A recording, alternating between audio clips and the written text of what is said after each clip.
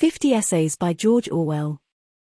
Confessions of a Book Reviewer, 1946. In a cold but stuffy bed-sitting room littered with cigarette ends and half-empty cups of tea, a man in a moth-eaten dressing gown sits at a rickety table, trying to find room for his typewriter among the piles of dusty papers that surround it. He cannot throw the papers away because the waste paper basket is already overflowing, and besides, somewhere among the unanswered letters and unpaid bills it is possible that there is a cheque for 2 guineas which he is nearly certain he forgot to pay into the bank. There are also letters with addresses which ought to be entered in his address book. He has lost his address book, and the thought of looking for it, or indeed of looking for anything, afflicts him with acute suicidal impulses.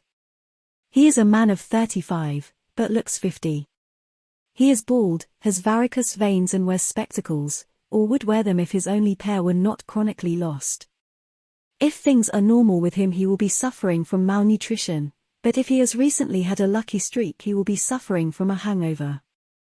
At present it is 11:30 in the morning, and according to his schedule he should have started work 2 hours ago, but even if he had made any serious effort to start he would have been frustrated by the almost continuous ringing of the telephone bell, the yells of the baby, the rattle of an electric drill out in the street, and the heavy boots of his creditors clumping up and down the stairs. The most recent interruption was the arrival of the second post, which brought him 2 circulars and an income tax demand printed in red.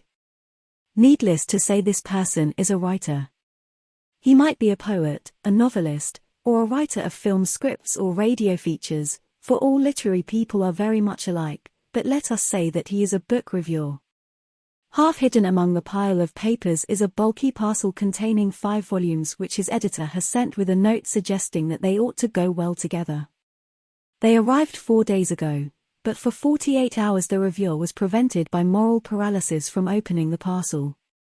Yesterday in a resolute moment he ripped the string off it and found the 5 volumes to be Palestine at the Crossroads, Scientific Dairy Farming, A Short History of European Democracy. This one is 680 pages and weighs 4 pounds, Tribal Customs in Portuguese East Africa, and a novel, It's Nicer Lying Down, probably included by mistake.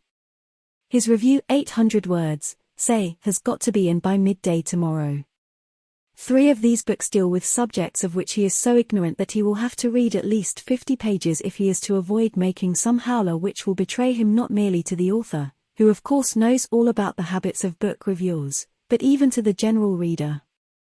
By 4 in the afternoon he will have taken the books out of their wrapping paper but will still be suffering from a nervous inability to open them. The prospect of having to read them, and even the smell of the paper, affects him like the prospect of eating cold ground rice pudding flavored with castor oil. And yet curiously enough his copy will get to the office in time. Somehow it always does get there in time.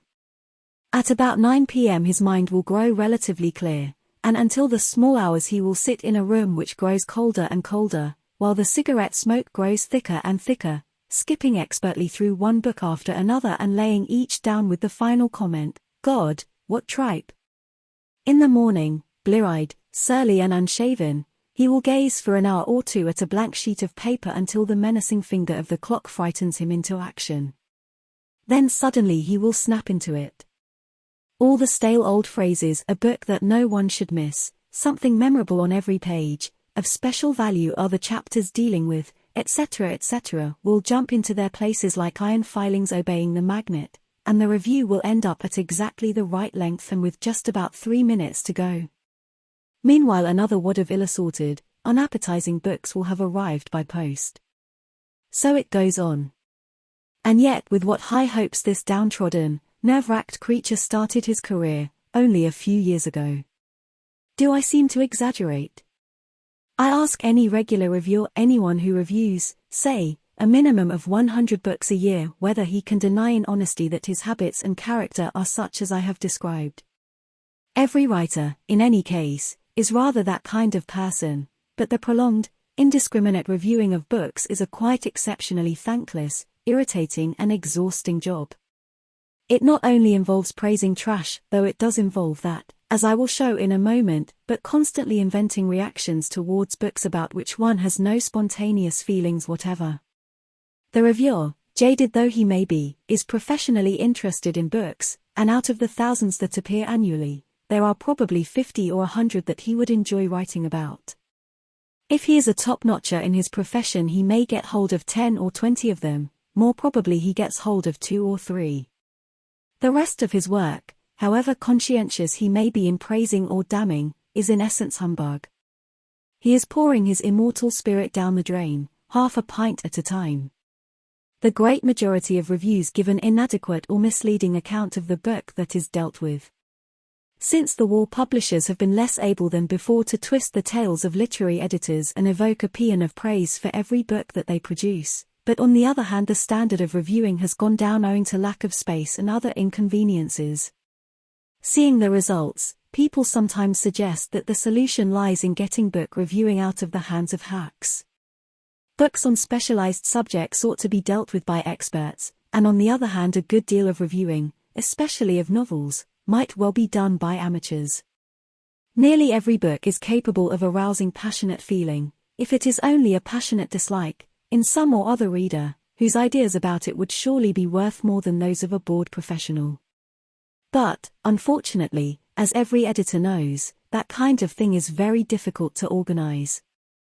In practice, the editor always finds himself reverting to his team of hacks, his regulars, as he calls them. None of this is remediable so long as it is taken for granted that every book deserves to be reviewed. It is almost impossible to mention books in bulk without grossly overpraising the great majority of them. Until one has some kind of professional relationship with books, one does not discover how bad the majority of them are. In much more than 9 cases out of 10, the only objectively truthful criticism would be "this book is worthless," while the truth about the reviewer's own reaction would probably be "this book does not interest me in any way, and I would not write about it unless I were paid to." But the public will not pay to read that kind of thing. Why should they?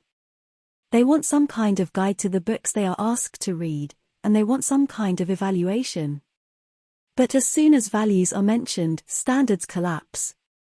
For if one says, and nearly every reviewer says this kind of thing at least once a week, that King Lear is a good play and The For Just Men is a good thriller, what meaning is there in the word good? The best practice, it has always seemed to me, would be simply to ignore the great majority of books and to give very long reviews. 1,000 words is a bare minimum to the few that seem to matter. Short notes of a line or two on forthcoming books can be useful, but the usual middle-length review of about 600 words is bound to be worthless even if the reviewer genuinely wants to write it. Normally he doesn't want to write it, and the week-in, week-out production of snippets soon reduces him to the crushed figure in a dressing gown whom I described at the beginning of this article.